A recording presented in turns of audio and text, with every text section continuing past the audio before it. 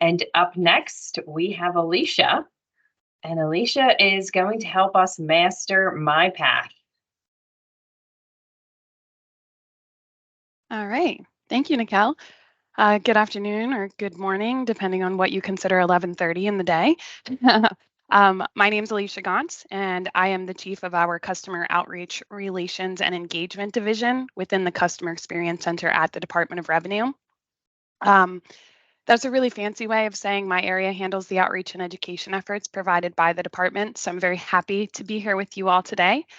It is my understanding that many of you are payroll providers or you prepare withholding taxes in some capacity. So it seems very appropriate that I'm going right after Michael. I really enjoyed his presentation, and hopefully I can help to answer some questions about actually filing those returns or interacting with the Department of Revenue.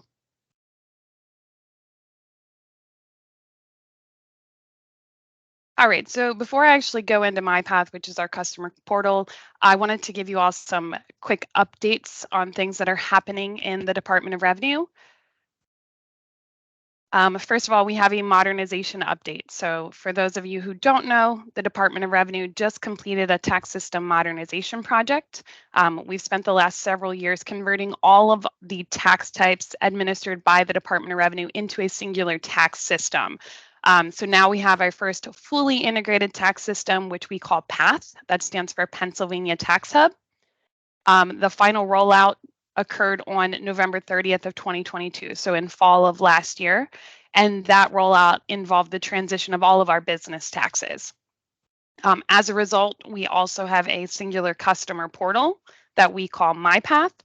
And myPATH has replaced both eTides and the PIT portal. So all of our customers, regardless of the tax type that they are working with, should be using myPATH to interact with the department going forward. For those of you who've worked with the Department of Revenue for a while, you may have used eTides previously. eTides was fully decommissioned as of August 31st of 2023. We left it kind of open in a view-only capacity. So you were able to continue filing and paying through February of this year, and then we just kind of left it up in a view-only so you could reconcile your records through August, but now it has been completely shut down. With that, we no longer have the ability to migrate your eTides access into myPATH. So what that means is if you had access to clients in eTides and you created a third-party user profile, which we're going to talk about later on, there was an option to pull all of those clients over at one time. Since eTides no longer exists, you do have to request access to each account going forward. So when we get into talking about myPATH, we'll talk about those user profiles and how you gain that access now. Just unfortunately, it's not as easy as it was because that was kind of one action and you pulled all those accounts over, and now it's going to take a couple steps to gain the access you need. And then our last bullet point here, myPATH has also replaced the online PA 100. So we do have the Pennsylvania online business tax registration available on our myPATH portal.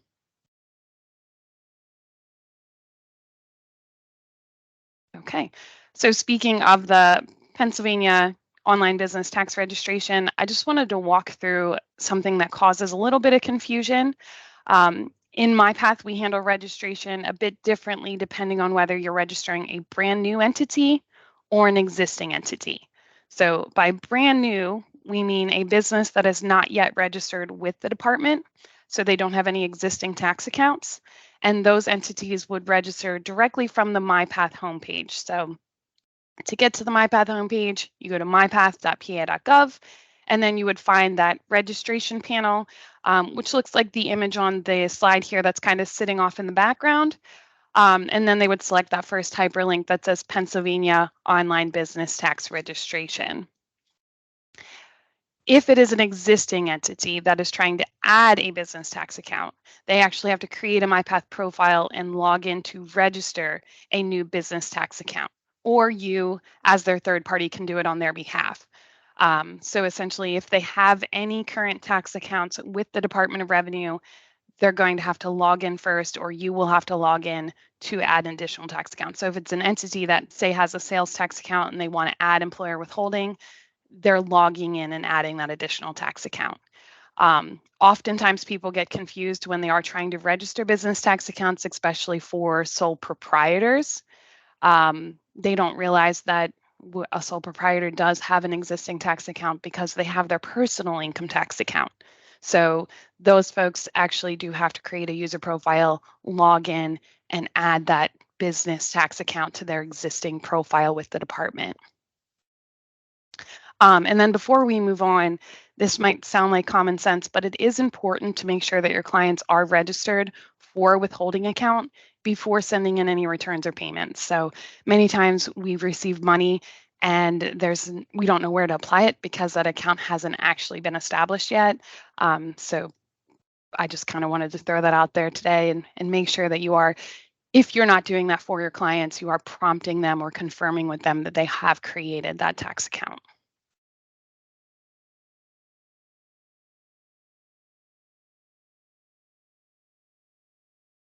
All right, next up, telefile update. So in fall of last year, the Department of Revenue kind of made some announcements that we were decreasing telefile functionality. So we were getting rid of some of those low usage features, but we were going to keep some of the more commonly used features like filing employer withholding, filing sales tax, making payments for both those taxes, and making corporate tax payments. Sometime throughout 2023, the department then started talking about fully decommissioning telefile. We got a lot of pushback from our tax professional community as well as the plain community because they kind of rely on telefile to call in and file their returns and make payments. So we made the decision that we're not going to fully decommission telefile, but we are going to have a telefile request form that users have to complete in order to continue using that service. So if there is a religious reason or technological reason as to why you can't use myPATH, we will grant like an exception for you to continue using telefile, but that is truly for those in the plain community or the ones that don't have access to the internet or to a computer. We did start mailing letters to all active telefile users. So if you are a user of telefile or your clients are a user of telefile, they would have gotten a letter from the department kind of explaining this change, and it came with a copy of that telefile request form. If you didn't receive the telefile request form and you think it is something that you need, you can contact us in the Customer Experience Center and we can get you a copy, but we do strongly encourage you to use myPATH where you can. And I apologize if I'm moving quickly, but I have a lot of information to cover in a short period of time. So please feel free to put any questions out there. If I don't get a chance to address them during the presentation today, I can always get your responses to the questions, and then the group can send them out to everyone if that's a possibility. The last update before talking about myPATH that I have here is automated reminders. So I did want to let everyone know that we do make outbound calls from the Department of Revenue, and oftentimes these are made in the form of an automated phone call or like a pre-recorded call. Many customers do get confused because I'm pretty sure the IRS does not make outbound phone calls, but we do have representatives who reach out and try to get case resolution. And then we also have automated calls that go out for several different reasons. Additionally, we may send emails out to our customers. For payroll providers, the automated calls or emails that you or your clients should receive would be pretty generic in nature. And they would just advise you to log into myPATH and make sure everything's good. This is our way of saying, hey, there's probably a red flag on the account somewhere, whether that's a non-filed return or a balance due, and we want you to log into myPATH and make sure that everything's taken care of. So like I said, the messages are pretty generic, and sometimes people question if it really is the Department of Revenue. The important thing to note here is that our automated calls are always pushing information to customers. So we're never asking for confidential information. We're never saying, hey, enter your social security number or your EIN number into the phone. We don't ask them to put their bank account information into the phone. So if they're getting an automated call, because people like to impersonate the government a lot, if they're getting an automated call and it is asking for that very specific information, there's a good chance it's not us. Ours are truly just informational, ultimately trying to eliminate the need for an inbound phone call into the department.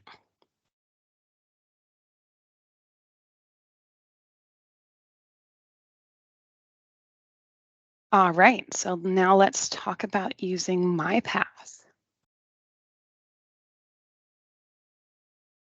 As a payroll provider or somebody who prepares withholding returns, um, you should most likely be creating a third-party user profile in myPATH to manage all of your client accounts. In order to do this, you're going to go to mypath.pa.gov, which is our main portal. The image off to the right kind of shows the whole portal. And then you want to navigate to the black login box in the right corner, top corner of the page. And then you're going to click that sign up button to get started. It's going to ask you a bunch of information as far as creating your profile. So you'll have to enter the username that you want to use, an email address. But what we want to point out here is when you get to the identification panel, there's going to be a question that says, are you a third-party tax professional? If you manage more than one client, or if you are not the business owner directly, you do want to set yourself up as a third-party tax professional. So you would want to say yes to this question, and then it's going to create that third-party user profile. As a third-party user, I'll talk about gaining access to your clients, but once you have that access, you can pretty much do everything that a primary user can do. I know in eTides, there was a lot of people who set themselves up as the master admin because it was just easier for them. In myPATH, we've tried to make it to where you can do pretty much all the same things as your clients. You can also do additional things. So right now, third-party users have the ability to bulk upload, whereas primary users do not have that functionality. So again, when setting up that profile, make sure you answer yes to are you a third-party tax professional? You do not need your clients to create a primary user profile in order for you to gain access. So when we first launched myPATH, if you're familiar with this, we kind of rolled it out in several different stages. And upon the first couple rollouts, we said, hey, every single customer has to create a profile in order to grant access to their preparer.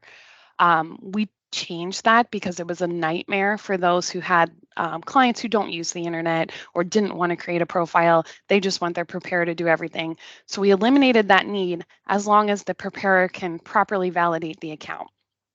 And then once you do gain that access, like I said, you do have the ability to file, pay, view notices, and correspond with the department, as well as a lot of other functionality right from that myPATH portal.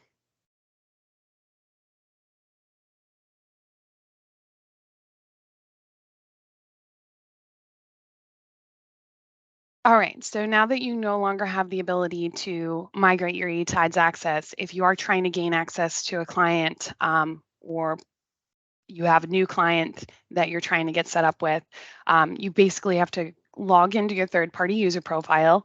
You're going to select the More tab down the center of the screen, and you're going to look for a panel that's called the Access Management Panel. The second hyperlink on that Access Management panel says Request Account Access. You'll click that hyperlink, and then you're going to have to pull the accounts over per tax type. So if you are somebody who handles employer withholding, but you also handle sales tax, you're going to have to request access to the employer withholding account and request access to that sales tax account, and in kind of two separate steps. So that is the kind of step back, I guess, for preparers who are trying to gain this access, because there's a lot more steps since it is tax type driven. Once you've selected the account type that you want access to, you entered the appropriate identification numbers. It's going to ask you to validate. So you'll need the account validation method. That is either a return line item, a recent payment amount, a letter ID, or a Pennsylvania online business tax registration confirmation number. So we're hoping as the preparer, you can provide one of those forms of validation. And if not, you do have to check the box at the bottom of the screen which will trigger an access letter be mailed directly to the customer. And then that customer will have to call you with the letter ID in order for you to finish gaining that access. Um, so again, when we first rolled out the system, we made the access letter a requirement for every single profile that was being established. And we realized that was very painful because it takes a few days to receive that access letter. So we've eliminated where we can. But if you cannot validate as their preparer, the access letter is the only other option.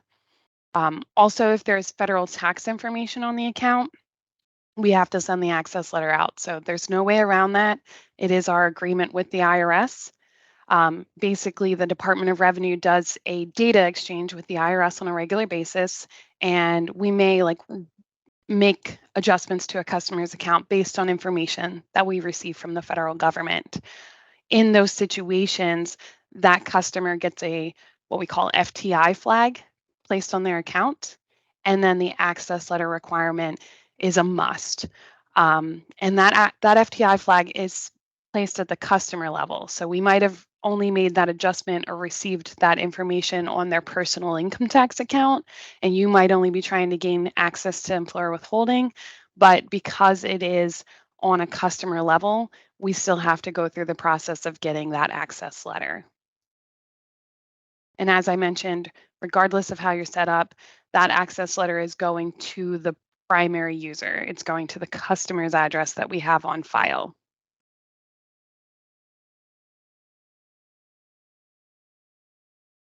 Another thing that's new with our new tax system is we now have 3 different withholding accounts. So previously, everything kind of rolled up under employer withholding, and now the department has the employer withholding account as well as an other income withholding account and then a retirement withholding account.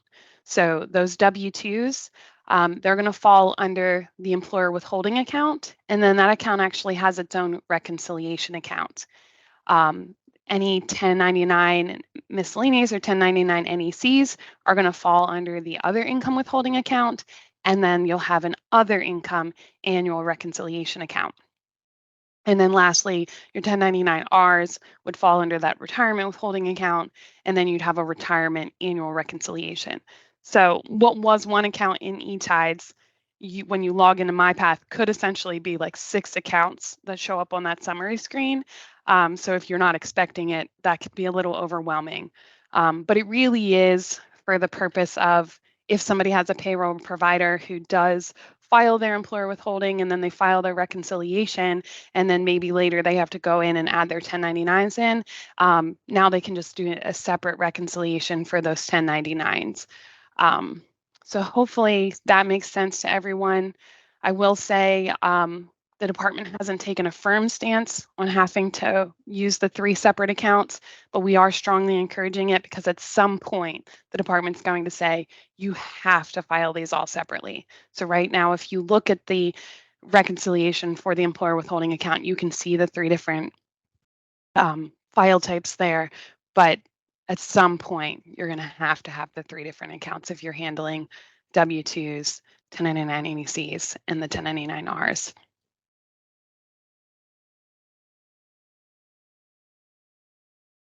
All right, so in order to remit withholding payments, you're going to be on that summary screen. So we have to use our imagination here a little bit, but if you're familiar with myPATH, you've signed in as a third-party user, you're selecting the client that you want to work with.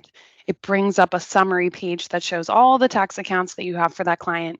You're going to find their withholding account that you're trying to work with, and then off to the right-hand side, there's an option to make a payment. Once you click that, it's going to bring you to a screen that looks like the one that I have displayed on the slide here. And the 2 options that I want to highlight are make deposit period payment and request a payment voucher. So making a deposit period payment is what was previously that 501 coupon payment. That is what majority of those payments that you're remitting for withholding should be remitted under. And when you select that option, you do have the ability to pay with the bank account or credit card or debit card. If you do have a client who wants to remit their own payments and they cannot or will not use myPATH to remit their payment electronically, you can request a payment voucher. So I have highlighted that option here as well, and it'll generate a payment voucher that you can print out and that your clients can send in with their check. Using the other options sometimes applies that payment at an account level and not the period level. So that can cause some issues as far as how it's getting posted. So again, strongly encourage that you're using these two options if you are making a payment. If your customer got a bill in the mail, so they received a bill from the department, any letters that have been generated from our new tax system have a letter ID in the top right-hand corner. They can actually pay that bill electronically from the myPATH homepage without even having a user profile. So when you're on the myPATH homepage, the very first panel says payments. The very first option in that panel is make a payment. And then once you click that, there's a pay my bill option that they'll just enter the letter ID and some of their information and be able to pay their bill. Again, please keep in mind that any payments over $1,000 must be remitted electronically. So that's why we're strongly, strongly encouraging you to use myPATH to make those payments.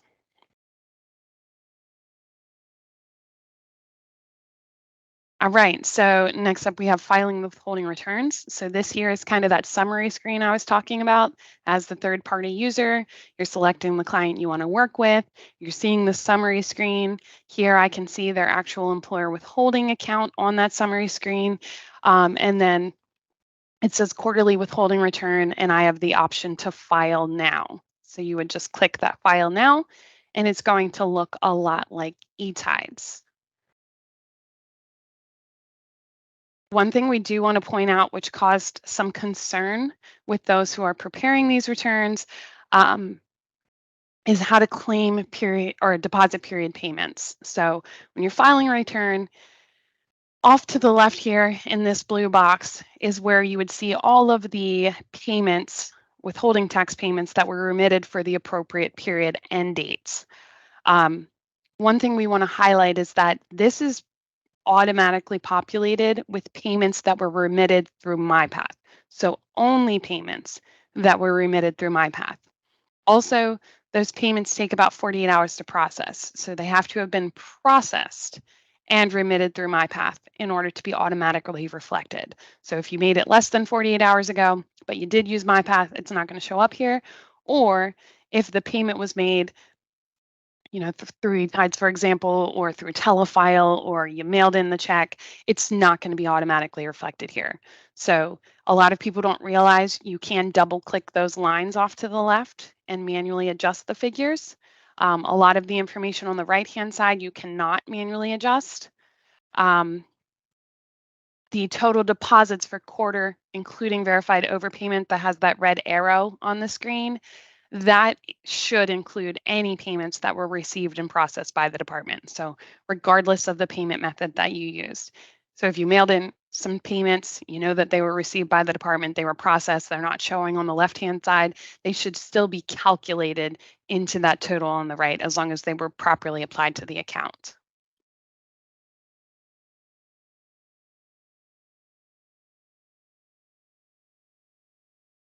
All right, so the next issue that we saw for withholding accounts was people weren't understanding how to utilize their overpayments or their credits that were sitting out there.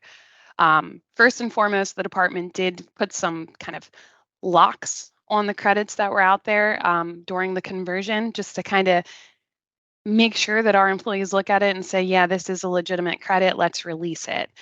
So if you are trying to use a credit and you're having issues, you may just want to contact the department and ask us to release the credit. I think we've cleared up most of them, but there might be some lingering ones sitting out there. I've had a lot of positive feedback from individuals saying they got their credit released pretty quickly and then they were able to utilize it right away. However, if you have a credit sitting out there and you're trying to claim it on that return, basically what we're asking is that you don't make a deposit period payment for the period end date that you wish to use the credit. Then when you're filing that return, you're double clicking the line that was in that blue box and you're manually inputting the amount of the credit that you want to use. If the actual credit does not cover the liability, then you would make a period deposit payment to cover the remaining, and you would adjust the line to equal your payment that you made plus the credit you're trying to claim. So for example, if you know for the period end date that there is a $500 tax liability, and you have a credit out there of $300, you would make a period deposit payment of $200, double click that line, adjust it to say $500, and the system will reconcile and realize that, hey, they're trying to claim the $300 credit on this period end date. So hopefully that makes sense to everyone, because that was definitely an area that caused a lot of confusion.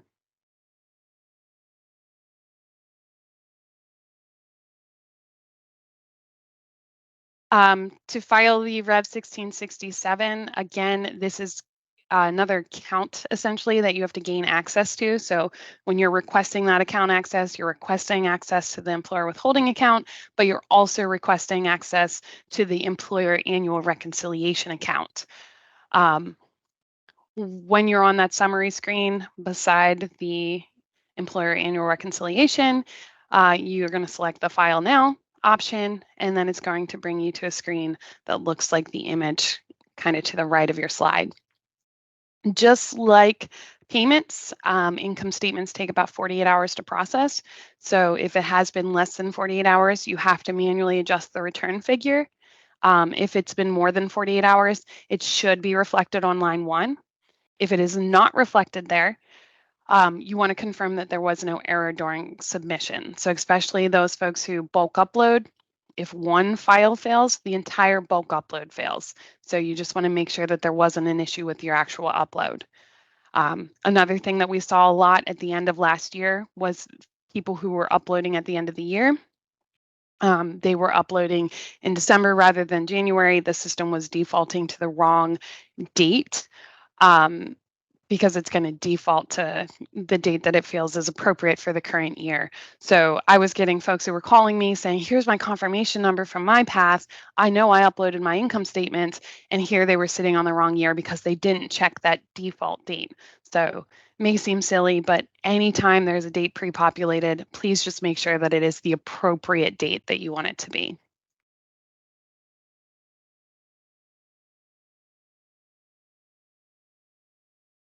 If you do bulk upload, this slide here shows some common errors to avoid.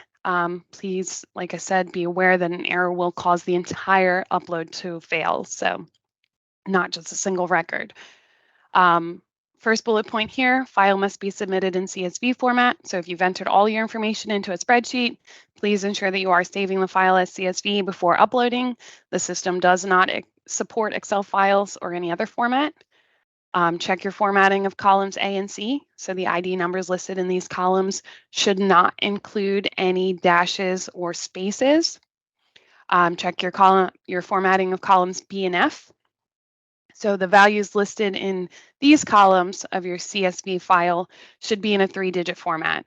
A lot of times I see folks who are setting up everything in Excel, they're saving it as a CSV, and then they're like, let me check my file one last time before I upload it.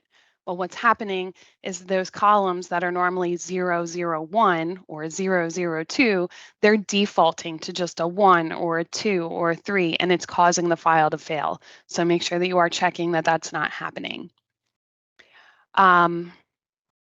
Make sure that you're using the correct account number in column C. So this should be your 8-digit withholding ID. This is not changed from what was used in the previous system. The year in column D should be listed as 4 digits. A 2-digit year will not be accepted. If an employee has multiple wage records, you must add them together for submission. The combined figures would then be reported in a single row for that employee. And then finally, the wages and income tax reported in columns 19 and 20 should be listed in numeric format, only including 2 decimal places. So we're asking that you don't report negative figures. The minimum value should be 0.00, and the maximum value is going to be 99999.99. So all of that information is available on our website, but those are some common errors that we see with bulk uploading, so I wanted to point them out real quick. Another question that we had a lot of when the system was first rolled out was how to submit a corrected W-2 or 1099. Once you do the upload in myPath, it kind of goes through different submission statuses. So you want to keep your confirmation number. If you ever need to make a change to it, you're going to go right from the myPath homepage under additional services. There's an option to find a submission. You'll use that confirmation number and you'll be able to see your submission status. If it is in a submitted status, your income statement submission can actually be edited or resubmitted. If it is in any other status, you're going to actually have to log into myPath, kind of follow your normal upload procedure, but make sure that you check the box that says, is this a W-2? Is this W-2 or 1099 corrected? And then you'll have a drop-down menu which lets you either add a record, delete a record, or update a record. We do have an answer ID. So if you go to the Department of Revenue's website, there is a gray icon belt down the center of the screen. There's an icon that says customer service, takes you to our online customer service center. If you type in answer ID 4176, it will bring you, it'll populate with step-by-step instructions for how to submit a corrected W-2 or 1099. So just know that that resource is out there. All right, and I know I'm running a little slim on time. I'm going to try to get through these ways to contact the department pretty quickly. So again, I apologize for moving so fast, but I'm hoping that you get a copy of the slides at the end so you will have all the information.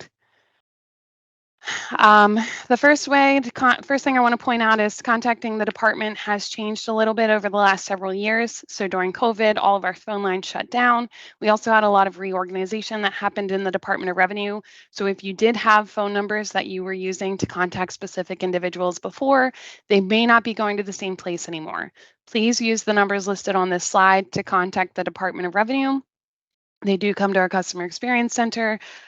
If it is a myPath issue, so if you are having issues with actually filing or how to do something in myPath, please call that myPath phone line, 717-425-2495, extension 72841. That has one of the lowest call wait times as far as any of our phone lines are concerned. So please, I know it seems like a business tax issue, but if it's actually using myPath, it is now a myPath issue. Please take advantage of that resource. Next up, we have schedule a call. So schedule a call is a feature that we do have on our website. It is now hidden under the tax professional webpage because we kind of want to make it more for a preparer resource. So if you go to revenue.pa.gov, top right-hand corner, there's a drop-down menu that says IMA. If you go down to tax professional, you'll come to the Tax Pro webpage, and on the icon belt on that page, there is an option to schedule a call. Things that we do want to highlight, you cannot put an extension number in here. There's kind of like a, did you request a call from the department before it fully connects?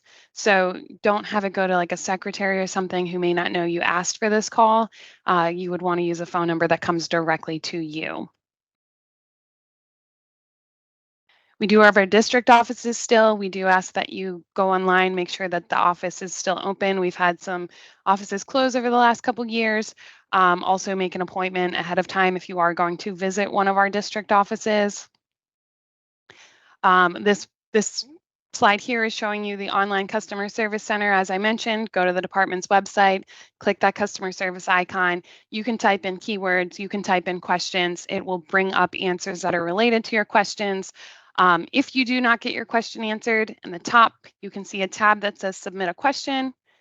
If you click that, it will bring you to an area to where you'll have to sign in and actually submit a question to the department. This is something I really want to highlight quick before we end the call, because if you take advantage of this resource, we have set this up specifically for tax professionals to kind of get you expedited service. So a lot of people are concerned that we don't have a tax practitioner phone line like the IRS does. This is a really great resource to get a really quick turnaround. When you go to submit a question, you select the option, the tax category. Instead of selecting the tax type that you're interested in, scroll the whole way down to tax practitioner. Your question can be general or it can be account specific. You can include attachments, but like I said, we say it's about a 72-hour turnaround time, but right now we're operating at about a day and a half. And with that, Nikel, Aaron, do you want me to finish moving through this presentation? I know folks probably want to go to lunch. I think the slides have some good details on them if you want me to end now. Otherwise, I can continue quickly going through everything. You can continue. We'll Okay. keep recording. So if anyone has to move on for their day, this session, all the sessions were recorded today. So this one will continue to keep right on recording, and Alicia just continue to give us all the information that you had planned to. Thank you, ma'am. I You're apologize for welcome. going over, everyone. No, you're absolutely fine.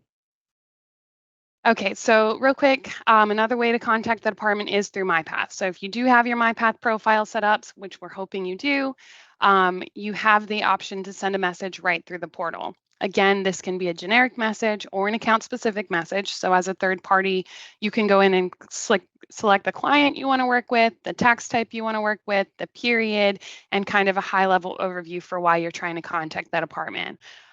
What we do want to highlight here is that these messages post directly to the customer's account. So if you do contact us through the send a message feature, there's no way that our agents can say we didn't receive it or it's not out there. If you have sent a message to the department and they're telling you they can't see it, or they can see the attachments that you included, then that is probably a training need on our end, and we have to make sure that that agent knows where to look for those resources. So please, please, please take advantage of this where you can, because again, it does guarantee that it gets posted where it needs to be. As a caveat to that, I'm going to say if you are trying to contact us in response to a letter, please use the non-logged in respond to a letter feature. What that means is don't actually log into your profile at all. Go to mypath.pa.gov, scroll to the very bottom. There is a panel called the Additional Services panel. Select that very first hyperlink that says respond to a letter, and then you're going to enter the letter ID and send the correspondence or the response into the department. This is going to make sure that that correspondence is placed not only on the customer's account, but where it needs to be in regards to that actual request that we sent out. Additionally, if it is a billing notice or a request for information notice, it's going to put a hold on the account. So it's going to keep it from tracking to the next stage. So this is super important for those billing notices to keep it from tracking to assessment. Unfortunately, you can't respond to an assessment notice. At that point, your only option is to petition the Board of Appeals. But please keep this in mind. So if I was to talk through which contact methods to use in what order, I would say if it's about a letter, use this feature first, then try sending a message through the portal. If for some reason that's taking too long, send us an email through the online customer service center, and use calling the department as a very last resort, because we all know that you're all busy. You don't want to have to wait on hold. So use those other channels before actually trying to call us, because unfortunately we do have some high call wait times on some of our lines. And I think I have about 2 or 3 slides left. So just real quick, again, most of what we talked about today and most of what you have to deal with for withholding is myPATH related. So we have put Revenue 411 videos out there. These are little instructional videos that literally walk you through step by step how to complete a process in myPATH. To find all of our Revenue 411 videos, you're just going to go to revenue.pa.gov/videos. And it walks you through anything you need to do. Make a payment, file a return. If you need to send it to your client so they can go on and make a payment. Really great resource. We've got a lot of really good feedback on that.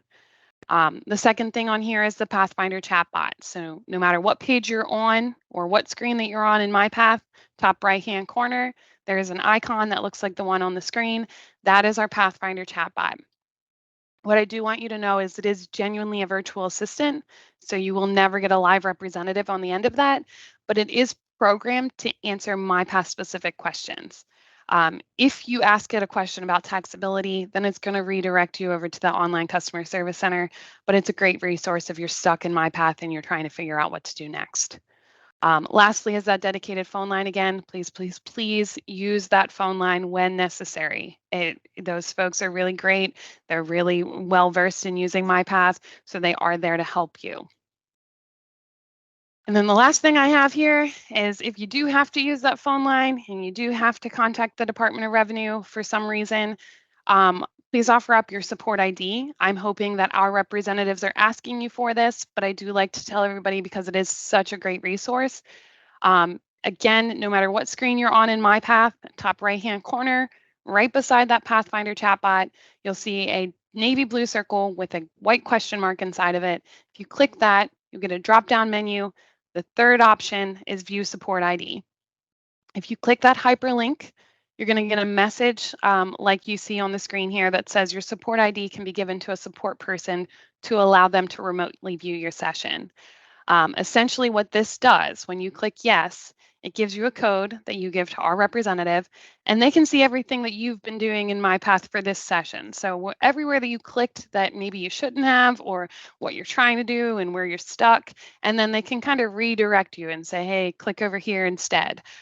So I know a lot of people have reached out to me directly. They've had issues with myPATH. This is a really great feature for me to kind of see where you're at, what you're trying to do, and kind of point you in the right direction. So please take advantage of that resource. And with that, again, I apologize for going over. I'm very sorry if I ruined anybody's lunch, but hopefully you got some good information out of that session. No, you didn't ruin anybody's lunch at all, Alicia. Thank you again for joining us. I do have one question in the chat for you. If there is no withholding for 1099, where can we file the 1099s on the site? So there is I can't demo the site right now, but there is a place just to upload the income statements. So what I can do is I can send, Nikel, if it's an option, I can send you step-by-step procedures. And Yeah, then that would be if great. you guys want to send them out, Yep, we can post them, and we can post them with the content. There's many resources that are going to be posted after the session is completed. We will add those to it. Okay, great. Thank you. Excellent. Well, thank you again, Alicia. It's very informative. I know many people have had a lot of questions this year on myPATH. And as all things, with time, things get better. And you guys have done a great job, listening to the client feedback and making adaptations where they've been needed.